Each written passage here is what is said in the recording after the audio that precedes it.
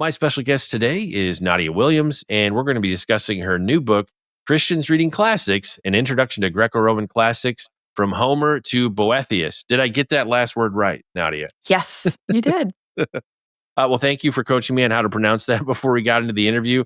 And it's good to see you again. Welcome back to the show. Thank you so much for having me. Great to talk to you again. And I'd love to just have you share a bit of the Nadya Williams origin story, how what we're talking about today maybe relates to what you studied during your education journey. And then, is that where you got interested in Greco-Roman classics, or did that happen somewhere outside of your education journey? I'm curious to hear. Yeah, I was that kid who read everything. And when I was in elementary school, at some point, I came across a book of Greek and Roman myths in my parents' home.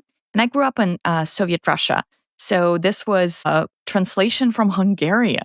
But anyway, it's this beautifully done book with incredible illustrations, art, like actual art from museums around the world showing great works from Greco-Roman antiquity or based on Greco-Roman myths.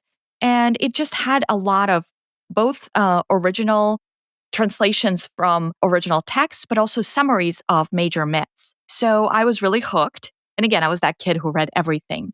Then fast forward to high school, my family moved to the US as I was about to begin 10th grade. And I thought, why not start a new language? Because, here I was already in my third country, having to operate with my third language. So why not add something else that's brand new?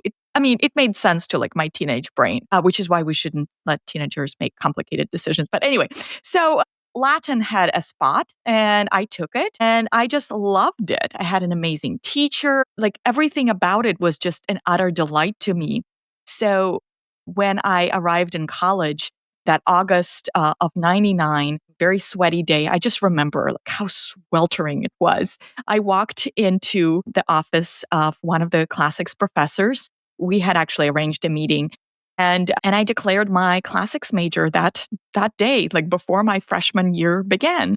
And that's it. Basically, haven't looked back. Went on, got a PhD in classics from Princeton University. That's kind of what I'm doing now is a little bit different. I'm not in traditional academia anymore.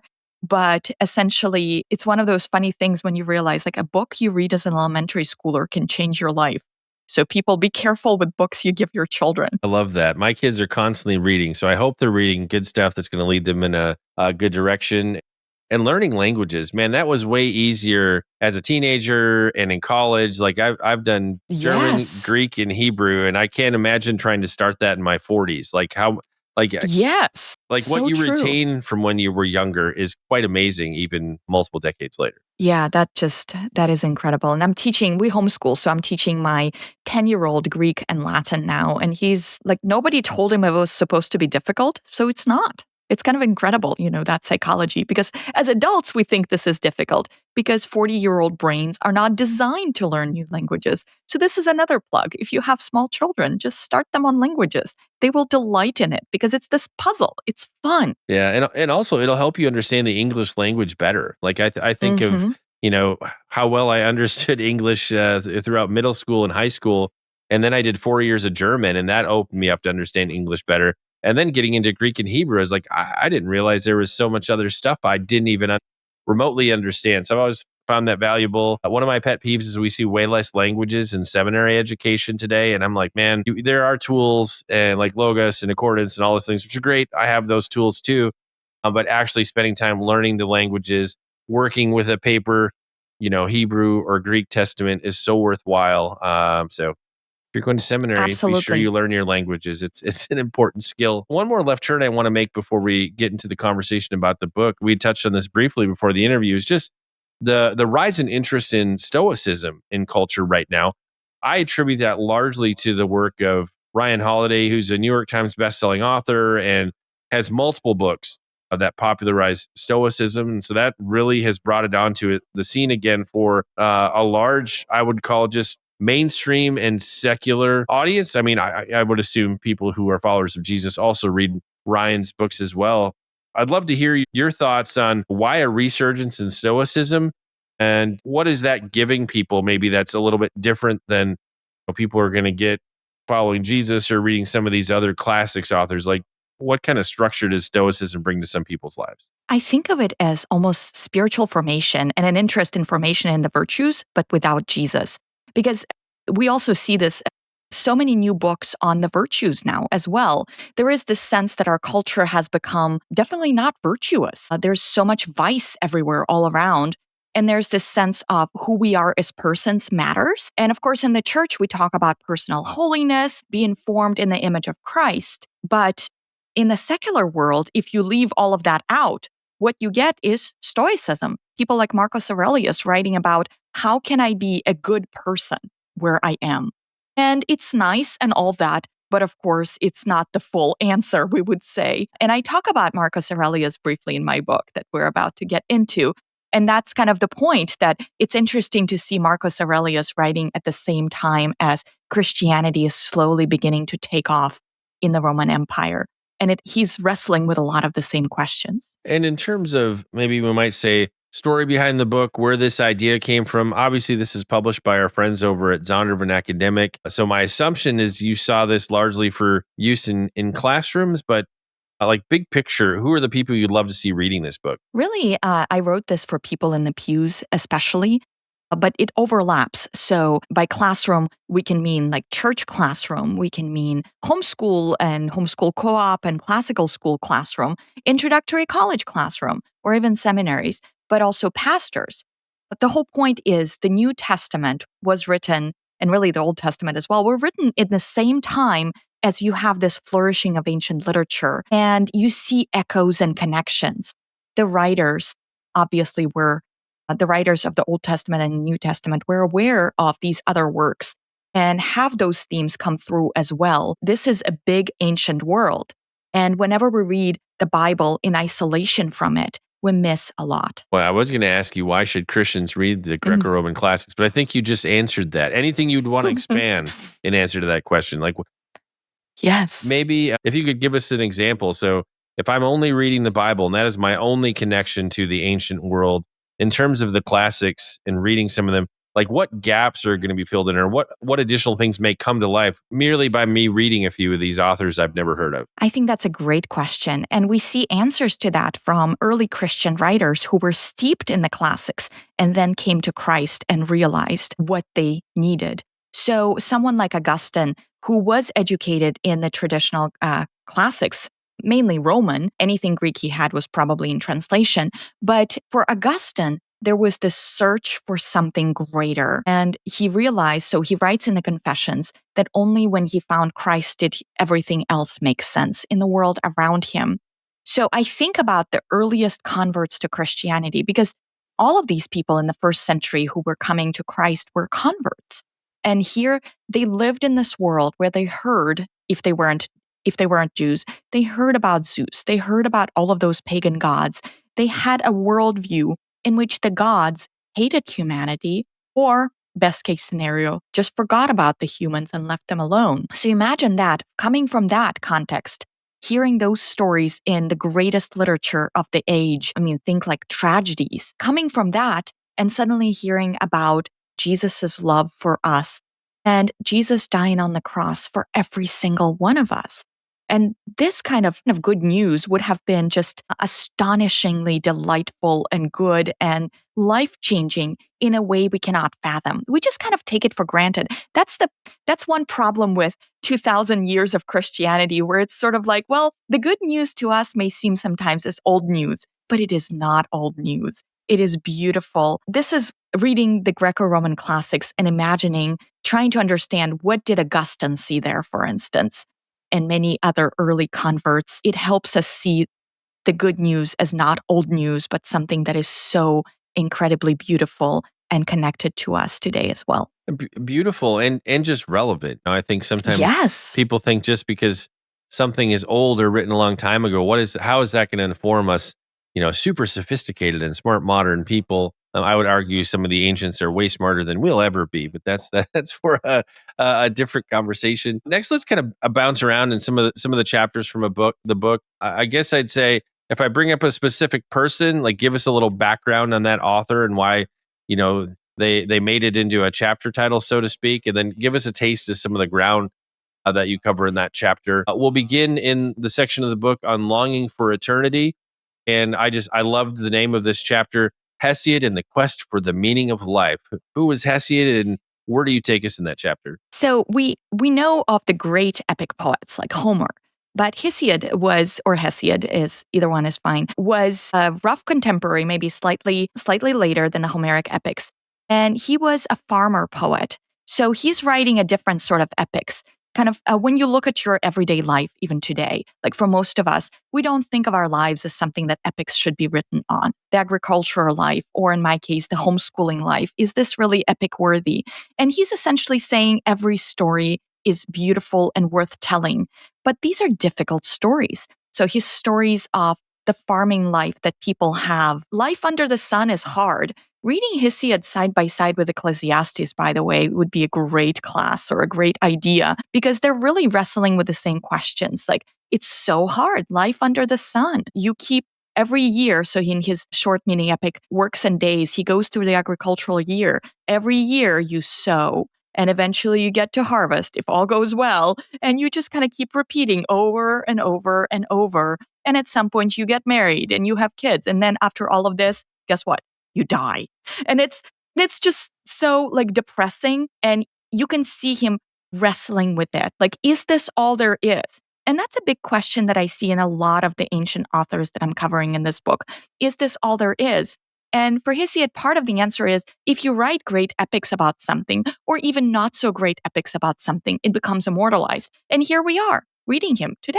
And so this idea of quest for eternal life or quest for immortality is something we all have within us. It's this longing for God, the God-shaped void that we can see in these ancient authors. And that's something that may surprise people who have never read them before, to realize these are longings that are natural to us, who we are as persons. We long for God. Well, I think that's just how God built us. Exactly. I always think of it through the lens of, we long to get back to what Adam and Eve had in the garden, like walking, communing, talking with God really face to face. Like ever since the garden, we've longed to get back to that space. And who doesn't want to know about the afterlife or what happens when they die? Like that's a universal question. I don't care if you're a Christian or you're an atheist or agnostic or following some other religion. You want answers to that question. Everybody at some point has to face those things, and there's at least a minimal amount of interest there. Next, let's fast forward to the part of the book on the formation of virtuous citizens. I've always been amazed, as you look at ancient literature, how much time is spent talking about what does it mean to be a good citizen, and things that if we tried to write books about some of these topics today, like, I feel like we'd have a very niche and limited audience. I think the average person on the street isn't worried very much about being a good citizen. Well, it shows. In our modern age. Yes, absolutely shows. I wish they were. Maybe they'll get into the classics and care a little more about being a good citizen. Talk to us a bit about the ground you cover, and Plato and Aristotle teach civics. I was like, that would be a great name for like a college course. I would want to go to Plato and Aristotle teach civics. So the foundational idea there that we see throughout the, I almost said American democracy. I wish, Freudian slip. Athenian democracy is this belief that virtuous citizens are better for the state than citizens who are not. And that's a fundamental truth that I think all of us can agree with.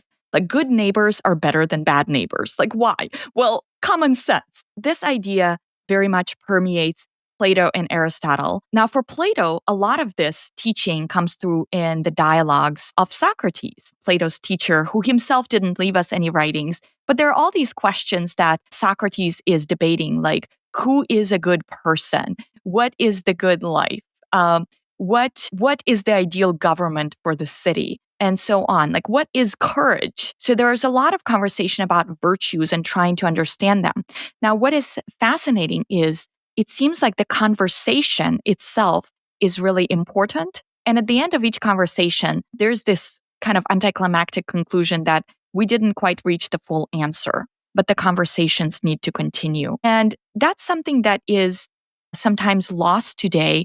We want quick and easy answers. And what Plato repeatedly reminds us is the quest for easy answers is silly. To grow as thinkers, as critical thinkers, we need to keep looking, keep pursuing for the answers. Now, of course, as Christians, we can also say we have something to give us parameters for answers that, of course, Plato didn't have. So for Christians, obviously, at some point we have to say, like, you have reached an answer. But for Plato, there is this pursuit of knowledge, pursuit of wisdom is incredibly important. Now, for Aristotle, Aristotle was a polymath, meaning he wrote about pretty much anything, like name a subject that could be considered a whole, like, separate discipline for experts today. Chances are Aristotle wrote about it, or rather his students wrote his notes about it. And so for Aristotle, I think of him as the father of the, like, liberal arts education. Why is it good for virtuous people? Why is it good for our formation to study pretty much like everything, even a little bit? Like, this is the justification for college core curricula. Why is it good for you if you're going to be a business major? Why should you take a music class? Why should you take some Latin and Greek and so on and so forth? Because it will make you a better person. And in turn, a better person will be a better businessman or whatever other field you are actually going to. You should be a well-formed, well-rounded individual. And ultimately, that will make you a better citizen as well. Well, I think through, I mean, I've done 1,000+ interviews over the past decade, and I've met so many folks where I'm like, hey, how did you get interested in this kind of obscure topic? And I've met so many people where it's like, well, I was studying this, and then I took this one class that I was required to take, and I got introduced to this other thing, and I fell in love with it. And then they devote their life to studying that and pursuing excellence in that area. So sometimes these required classes can completely redirect us into a whole new career path that we were never expecting. So there might be a gem somewhere in there. Absolutely. It's that theme, we keep coming back to. Books are dangerous. Like, watch what your children are reading. Like, you never know where they will end up. And I can joke about it. But again, it's because this is formational. Our reading is formational. It's forming us as persons. And the same thing applies to college classes where you're reading great books. All of these things are so good for us because they get to the core of who we are. It's not just about information. So often we think about education as like, well, it's just the information you learn. And maybe in math class it sort of is. But the whole point, like what Plato and Aristotle keep coming back to, is it forms us as persons. And that is very much something that Christ is calling us to. Well, and I don't know if the section titles and chapter titles were all you, maybe some your editor, but I loved how you worded things throughout the book. Let's jump into the part of the book, Words of Power and the Power of Words. And there's a chapter there called How to Do Anything in the Ancient World. Were the ancients just into DIY, or like what do you cover in this chapter? So there's a whole genre of ancient how-to books and manuals. Like, we think of this as a very modern phenomenon. You walk into Barnes and Noble and you see a lot of like books, Guide to Anything for Dummies, which is so flattering. It's a great selling technique. But a lot of like how to do things. And as you mentioned, DIY. So these are very much, we think of them as a modern thing, but they're actually all over antiquity. There are all kinds of handbooks and manuals. Some of them are meant to be more of like armchair curiosity things. You're not actually going to take a handbook to war and go wage a campaign yourself using that in some cases, or you might. There is one of my favorites is a manual by Aeneas the Tactician, a mid-4th century retired general who wrote a manual for civilians on how to survive under siege. If you happen to be in a city under siege and all goes to pot, here's my book. I will walk you through how to survive. And like, we don't have, unfortunately, any testimonials from people who used it. And like, so how did it go? How many stars would you give? But the point is, there is this interest in cookbooks and dream interpretation guides. And those we know people did use quite reliably to look things up. It's like, well, if I dreamt of this particular thing, what does this mean? As opposed to that thing. So there is this interest in making sense of the world. And again, it gets to this fundamental human desire. We want to know, why do things happen the way they happen to us, around us, to people we know, and so on and so forth. How can we solve this? If there's a problem, it's another fundamental human desire. First and foremost, we want to solve it ourselves. And so all of these things, as you can see also, like as I'm talking, you can guess, this does connect to spiritual questions as well.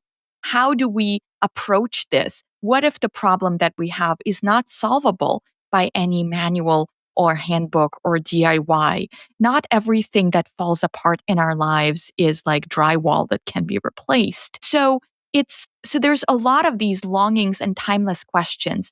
And a big thing that I keep coming back to in this book, and really in all of my writing, I realized, is technologies change, but human nature doesn't. people 2,000 years ago, 3,000 years ago, were the same persons that we are today. And it makes sense theologically. God created all of us in his image. So all of us have these longings and questions and tendencies that are surprisingly similar. So we can pretend that we are these refined 21st century people. The questions we have are exactly the same that somebody 2,000 years struggled with. Well, and what you just shared kind of makes me smile. Just as a guy who's worked in publishing for over a decade, you mentioned how-to books, dream interpretation books, and those are just as popular in mainstream and Christian publishing as they were centuries and centuries ago. Like even some of our backlist, we have a dream interpretation book that has kind of a dictionary in it, and it's one of our most popular books There to you date. go. It just keeps selling because people like, oh my gosh, what is God? Is God trying to speak to me through my dreams? What do I need to know? Next, let's jump into the part of the book where you talk about heroes and role models. There's a chapter titled Tacitus on how to be a good man under a bad emperor. I kind of think this chapter could go back and forth here in America based on who wins the election.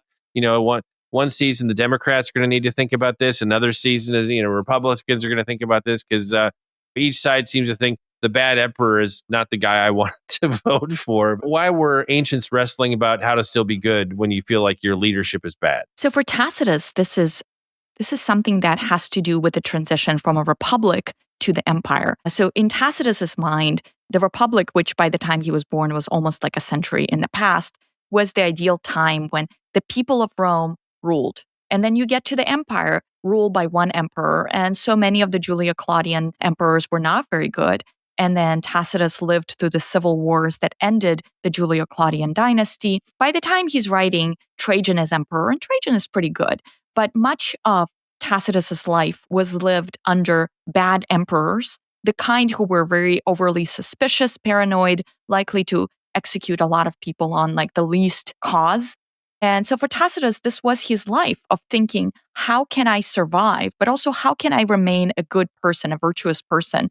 So when we mentioned at the beginning how Marcus Aurelius is so popular today in Stoics, like being a good person, this is exactly what Tacitus is very much interested in. And for Tacitus, ultimately, the conclusion is that being a good person is a reward in and of itself. It's an awkward conclusion because if you don't believe in anything beyond this life, the question is well, what's the point? I always wrestle with this. I really like Tacitus so much. And he believes in the virtues. He believes in the importance of being a good person no matter what. He believes in absolutes, that there needs to be a point. You have to be willing to take a stand, even if it costs you your life. And so many of the people he writes about did that. So those are the heroes of his historical works, the people who took a stand and it cost them something. Now, for us, that's also a question to consider. What does it cost us? Probably it's not going to cost us our lives if we disagree with something in politics today.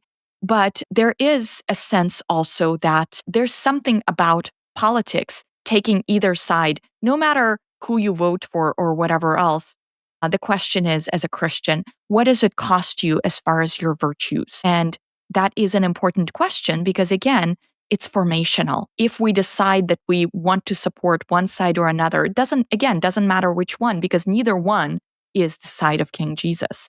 And if we compromise and adapt ourselves to the world rather than being adapted to Christ and in the image of Christ, this is going to do something to our character. And that is precisely what Tacitus was worried about in a very secular way in the Roman Empire. If you become adapted into the image of a wicked emperor, what does it make you? Well, it makes you the emperor's sycophant or crony. And that's not an admirable kind of person. And so who we are as persons, again, matters very much to Tacitus. And we'll fast forward to the end of the book. There's a section titled Virtues and Vices in the Age of Anxiety. I'd love to have you, on the one hand, talk to that. Like, did the ancients consider those the two extremes? You were either pursuing virtue or vice.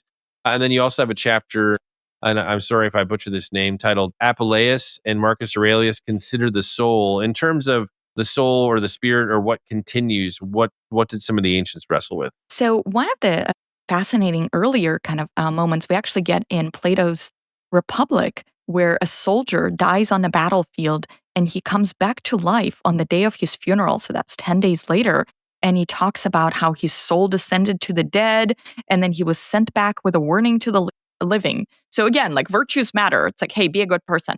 And that's very much what the limits of what thinking about the soul without knowing Christ can take you. Just be a good person, and that's it. But there's a warning: bad things will happen in the underworld to people who were not good persons in this world. But the age of anxiety, so you have this falling apart in the Roman Empire starting in the early 3rd century. I mean, there are some reverberations of it already in the late 2nd century AD when Apuleius is writing. So you had before that, you had this golden age, the Pax Romana. Everything's relatively at peace, and the empire has reached its greatest extent. And after that, it's all like very slow chipping away at the borders by various encroaching people who, how dare they wanted to conquer some land and settle there themselves. And so the Romans are really struggling with this and the sense of, what does it mean? What does it mean to our gods? Or as Christians are thinking, what is God doing with all of this to us and around us? And so there's a lot of wrestling with difficulty for much of Roman history, especially in the city of Rome. I mean, sure, there's the usual suffering of the sort of like pre-modern, life in the pre-modern world without, penicillin is only like a century old. People died young, and that kind of suffering was just normal. But beyond that, the Romans had a reasonably comfortable existence in some ways, or at least people at the top of the hierarchy did. But then we get to late antiquity and these uncertainties during the 3rd century in particular. So that's really the age of anxiety that I'm thinking, and especially over 50 emperors ruled in over the course of the century. So an emperor would come to power, would get assassinated, next one. And sometimes there are multiple contenders at the same time in different parts of the empire, because keep in mind, without modern communication, no one even knows what happens on the frontier. Did someone manage to consolidate power or not? Just a few years ago, I saw a publication of a coin minted by an emperor who ruled for so little that we didn't know he had been an emperor during that time period. But then a coin was found of him. And so we know it's like, oh, here's another one of those contenders during the 3rd century crisis.